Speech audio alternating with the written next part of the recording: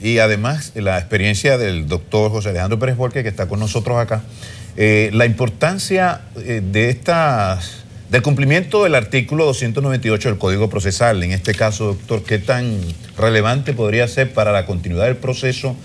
Y le he preguntado a mi compañera Adis Burgos, ¿cuántos acusados, cuántos elementos de la defensa han tomado la palabra y se ha reducido a 2? O sea, Chus Vázquez se ha tomado prácticamente 2 horas. Sí, literalmente. Literalmente estamos hablando de que la contestación del Ministerio Público volvió a la palabra de él y tenemos 2 horas de una audiencia que comenzó de manera muy puntual. Puntual. Adelante, doctor. Miren, la defensa de Chus Vázquez está requiriendo que el órgano acusador o parquet, vale decir el Ministerio Público, le entregue toda la acusación que tiene. No solo la acusación, sino los aportes probatorios. Los elementos de prueba. Los elementos de prueba, porque te acuso de la comisión de un tipo penal, pero al mismo tiempo que te acuso, aporto la documentación que soporte esa acusación. Entonces está pidiendo unas entrevistas. Pero hay 2 elementos, doctor, pruebas a cargo y a descargo. Sí, correcto, pero el fiscal en esta fase del proceso tiene las pruebas a cargo. ¿Por qué? Porque el fiscal ha dicho en esta fase que Chus Vázquez, su responsabilidad está comprometida y que las pruebas que tiene son suficientes como para que eso sea traducido a un juicio de fondo.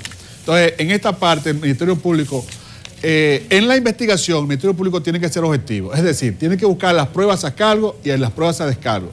Pero en la acusación y la objetividad se perdió. O sea, el Ministerio Público ya no es objetivo, sino que es un acusador. Perdió eso, porque ya él dice, con lo que yo tengo, las pruebas que tengo son suficientes como para permitir un juicio de valoración de prueba de fondo. La defensa que tiene que matarse por buscar la prueba de descargo. Correctamente. En este caso corresponde a los abogados de defensa buscar esa prueba, ese aporte de prueba. Y según vi esta tarde, Chus Vázquez quiere que el Ministerio Público haga el trabajo de la defensa. Chus Vázquez quiere que unos interrogatorios que se hicieron de muchas personas, pero que el fiscal no lo presentó 393 personas. Esas personas, esos nombres se los den. O sea, eso no es parte de la acusación. Al no ser parte de la acusación, el Ministerio Público no está obligado a eso.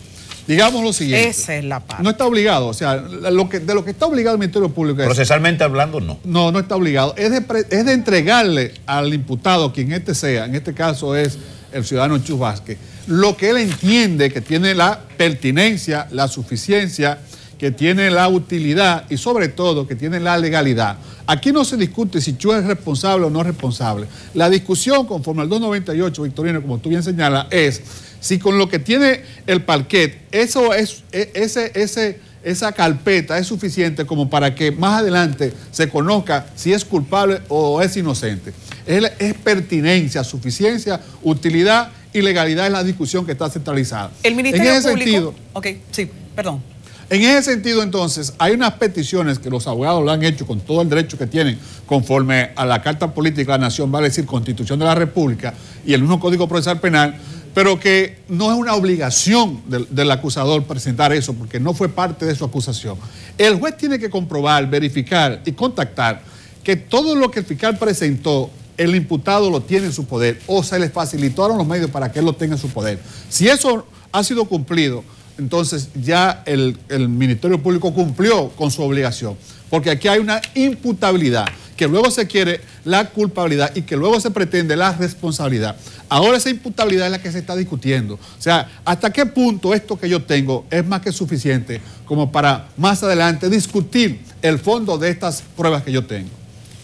Hay que señalar que el juez Francisco Ortega apenas llegó a la sala, hizo una advertencia importante. Secretaria, ¿les fueron entregadas todas las pruebas a todos los abogados? La secretaria dijo sí, y ahí entonces pasó el juicio. De esas 1.711 pruebas, que sería un ejercicio bastante complejo para los abogados en estos días que la tuvieron en manos, ¿podríamos decir que la defensa ya tuvo tiempo suficiente para que esto ¿Se cumplieron los plazos? No, mire.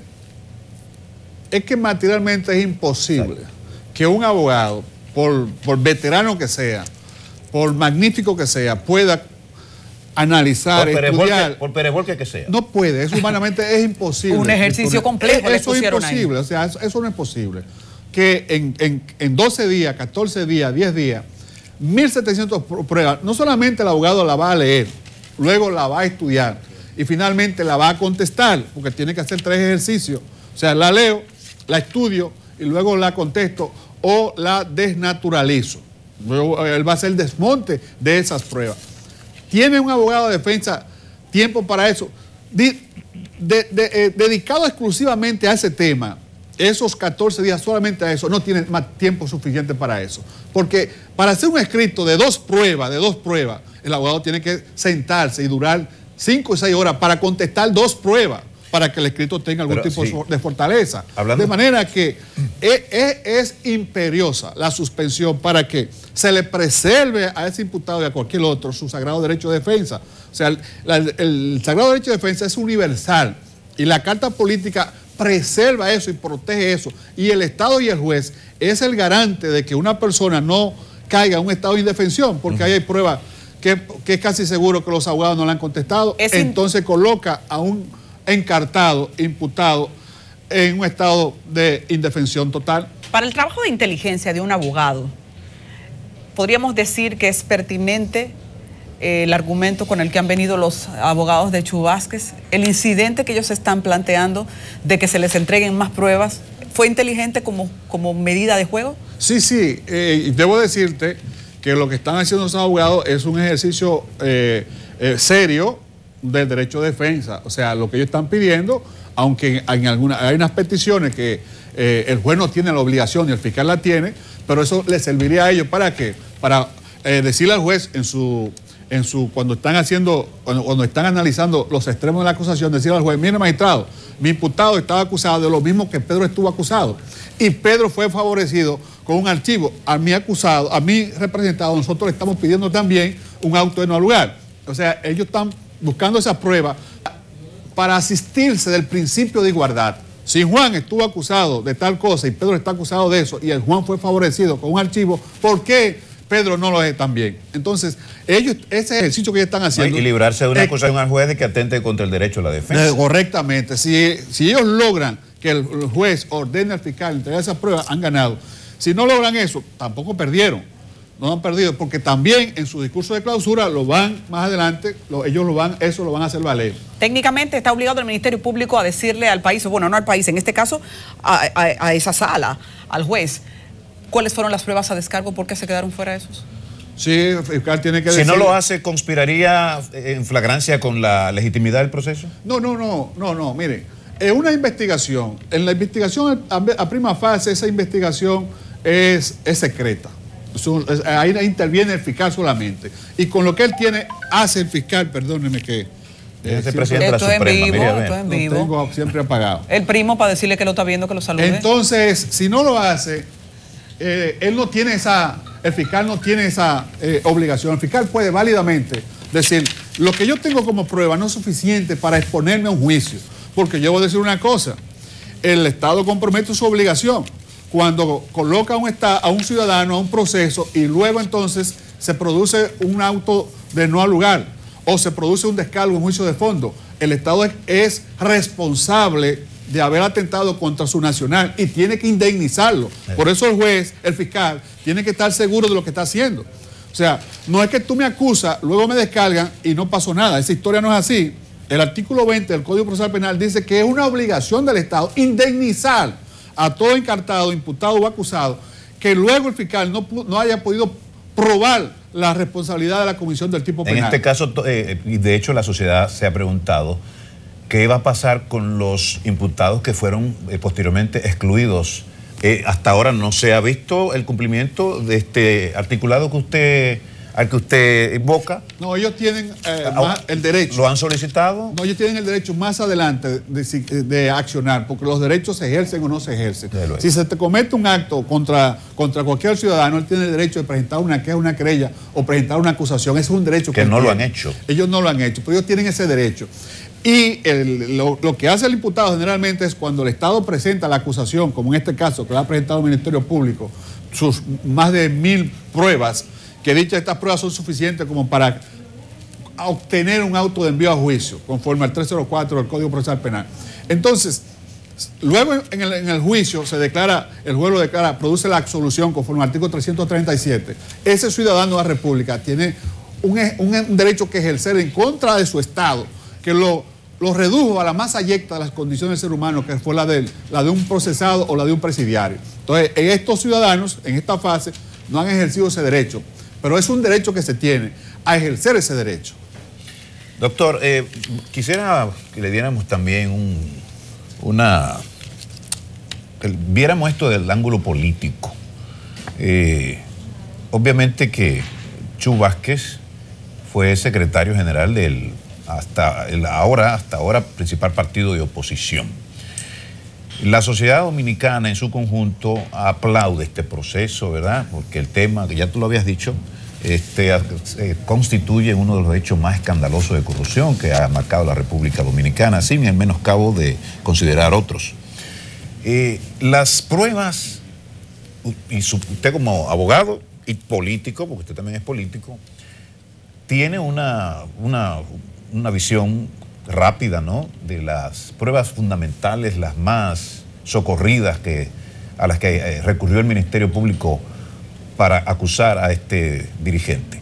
¿El elemento político, desde su punto de vista, influyó en esta acusación? No creo. Mire, yo debo decirle que jurídicamente todos esos encartados son inocentes. Todos son inocentes. O sea, su presunción de inocencia, que en el pasado era una presunción y que en el presente de la Carta Política de la República dice que es un Estado, ellos todos son inocentes. Pero con lo que tiene el Ministerio Público, eso hay que discutirlo más adelante. O sea, esa carpeta de documentación que tiene el fiscal, eso tiene que discutirse en seguirse discutiendo ahí y luego seguirse discutiendo más adelante. O sea, el fiscal ha presentado 1.700 pruebas, el Procurador General de la República, 1.700 pruebas. Eso necesita una discusión. Y además, Victorino, apreciado amigo, eso es un mensaje también para la clase política dominicana. Porque la clase política nuestra, yo lo estoy diciendo, dije a prima fase, y dije ad initio que todos son inocentes, hasta que el juez de fondo discuta la culpabilidad. Pero la clase política dominicana tiene una cultura de prevarlo todo, o sea, de llegar a una posición política y luego de estar ahí, un día soy pobre y al otro día soy inmensamente rico, o sea, con un sueldo que solamente da para vivir. Entonces, ese es un mensaje a la clase política, a que tiene que crear lo que dice la Constitución de la República, porque la Constitución de la República establece un estado de bienestar, a que yo tengo derecho a un techo, a que yo tengo derecho a un hospital, a que yo tengo un derecho gratis a una escuela, a que yo tengo derecho a una carretera, a que yo tengo derecho a un techo, a que yo tengo derecho a una cancha. Y cuando yo no tengo ese derecho, ese derecho me lo ha suprimido y me lo ha hipotecado y empeñado un político por el que yo voté. O sea, que hay una cultura desde el inicio de la República de que nuestros políticos, solo para ser rico hay que ser político. Entonces eso tiene que terminarse. O más ricos. O más ricos. Entonces por eso la República ha visto que y le ha puesto a este proceso cierto interés. ¿Qué va a pasar con estos ciudadanos? O sea, ¿qué va a pasar? Y eso es una advertencia para los que manejan los dineros de la cosa pública, de que al Estado hay que ir, ejercer con dignidad, limitarse a lo que se gana allí como funcionario y luego salir y ser un ejemplo como han hecho otros políticos. Aclarar. Esta pregunta, disculpa, hacer esa pregunta a un analista de derecho que tenemos en este momento en el panel es un tanto caccioso, porque el caso de Brecht tiene una interpretación muy específica si hablamos de derecho, distinta si hablamos de la sociedad, distinta si hablamos de política. Si hablamos estrictamente de derecho, pues tendremos entonces que ir al código, pero políticamente hay muchísimas aristas. Esto puede ser lo que filtró un partido, lo que cobró otro partido, lo que persigue otro partido, y ahí los intereses entonces bailan. Pero si nos vamos desde el punto de vista de la sociedad ve los hechos y de inmediato da una condena. Son culpables y comienza el repudio a la corrupción, que ahora tiene un movimiento importante en República Dominicana, que es parte de lo que hace que sea tan atendido el caso de Brecht, porque la gente siente un repudio y también está vigilante a si esto quedará vilmente impune. hay una gran inquietud, si lo vemos desde el punto de vista social, en el caso de Brecht, es que hay una desconfianza en la investigación. No es mentira que hay gran preocupación sobre si el expediente tiene el arraigo o se lo acomodaron para que al final todo esto sea un espectáculo que jurídicamente termine manejado. ¿Qué opina usted si tuviésemos que hablar desde una perspectiva social? Mire, nuestros parquetos duraron años en una investigación que concluyó con una acusación. O sea, esa acusación se está discutiendo y eso ha llamado la atención de la República Dominicana, de todo el vivo que está en República Dominicana, le ha prestado atención. ¿Por qué? Justamente por lo que dije al inicio. Porque hay que ver si ellos son culpables. Y si son culpables, eso lo va a decidir un juez. Y luego entonces el mensaje que eso lleva a la clase política. Solamente estar allí, eso lleva un mensaje a la clase política, incluso al país. El estar ahí donde están esos ciudadanos. Ya una condena moral. Ya el estar ahí, ya estar en ese... Jurídicamente son inocentes, pero moralmente ya son culpables. Ya ahí hay una situación especial. Ahora, el fiscal tiene la obligación, el compromiso de lo que está diciendo, de que ellos se combinaron, se asociaron para timar al Estado, para enriquecerse y que conformaron una asociación de malhechores. Entonces, eso que está diciendo su acusación y que lo ha acompañado de pruebas, eso, él tiene que estar seguro de que tiene la fortaleza para producir una sentencia de condena.